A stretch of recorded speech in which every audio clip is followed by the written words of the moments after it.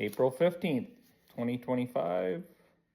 Reading of, let's see, what do we read today? 1 Samuel 20, 21, and Psalm 34. And we're getting into the story of David, and he is about to take off running from Saul. Jonathan doesn't believe him that Saul's wanting to kill him, but definitely does. They came up with some elaborate scheme, and they met in the field, and I didn't recognize anything there that had significance, but I know there is. I don't know what it is, but I know there's significance, and there's significance to the 3 arrows shot to tell him and all that. But we do, again, see the character of Saul and how that is bad. Where Saul's character, his rage boiled at Jonathan, and he swore at him, and then he also tried to kill him with the spear as well. And Jonathan was crushed by his father's shameful behavior toward David. So just bad all the way around, and that's how we see in Saul. Don't know if he had that in him, which we all kind of have a little bit of that in us, and we have to fight against it. We have to recognize it when it starts to boil up, and ask God to take it down. No self-pride, no arrogance, double-minded, no hurtfulness. All that things is pointing towards the character flaw of Saul there.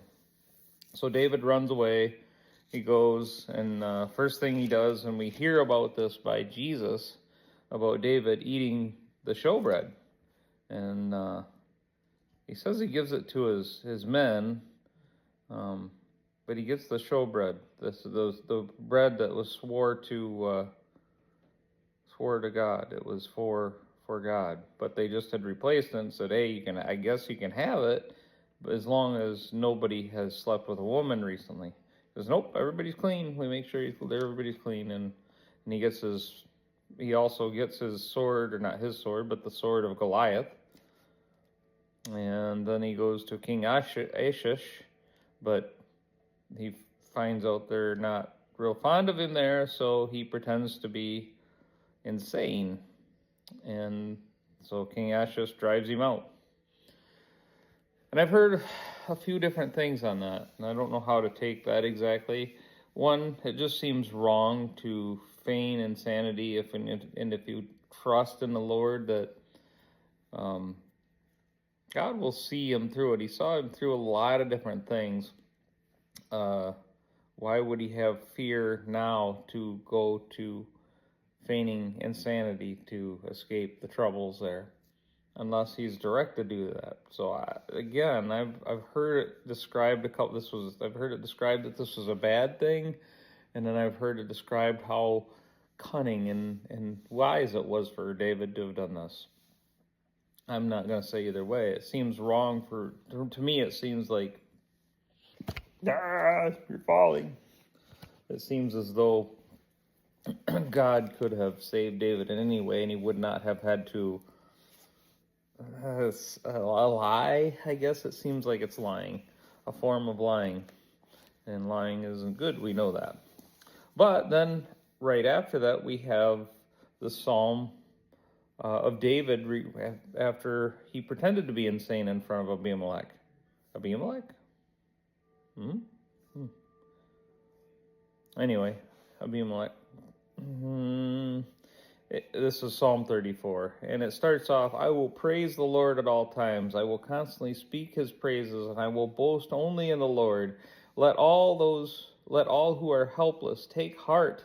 Come, let us tell of the Lord's greatness, and let us exalt his name forever together. Let us exalt his name together.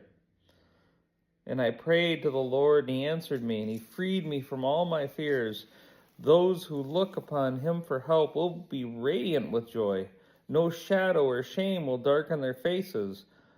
In my desperation I prayed, and the Lord listened. He saved me from all my troubles. For the angel of the Lord is a guard, and he surrounds and defends all who fear him. Taste and see that the Lord is good. Oh, the joys of those who take refuge in him.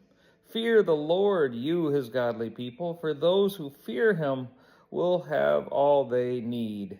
Even strong young lions sometimes go hungry, but those who trust in the Lord will lack no good thing. Come, my children, and listen to me, and I will teach you to fear the Lord. Does anyone want to live a life that is long and prosperous? Then keep your tongue from speaking evil, and your lips from telling lies. Turn away from evil and do good. Search for peace and work to maintain it. The eyes of the Lord watch over those who do right. His ears are open to their cries for help. But the Lord turns his face against those who do evil. He will erase their memory from the earth. The Lord calls his people, and they call to him for help. He rescues them from all their troubles. The Lord is close to the brokenhearted. He rescues those whose spirits are crushed. The righteous person faces many troubles, but the Lord comes to the rescue each time. For the Lord protects the bones of the righteous. Not one of them is broken. And if I have a feeling that particular Psalm 34:20 is what is part of the prophecy of what happens with Jesus on the cross. They never break any of his bones. Which was uncommon. A lot of times they would torture a person on that cross, and then if they didn't die by suffocation, because that's what the cross does, your arms are spread, and you're alternating between putting your weight on the nail through your feet and the nails, and pulling yourself up through the nails in your arms to get to breathe. That was the torture device, and if it went on too long, they would just break your legs and make you suffocate. That was the way they tortured on the cross. But the Lord, not one of is broken. The Lord protects the bones of the righteous, and not one of them is broken.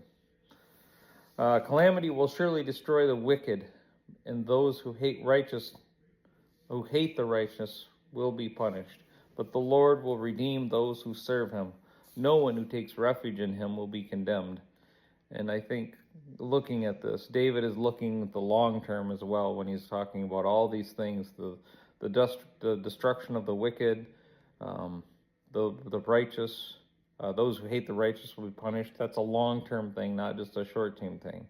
And the righteous person faces many troubles. We won't go without facing troubles. There it is, right there.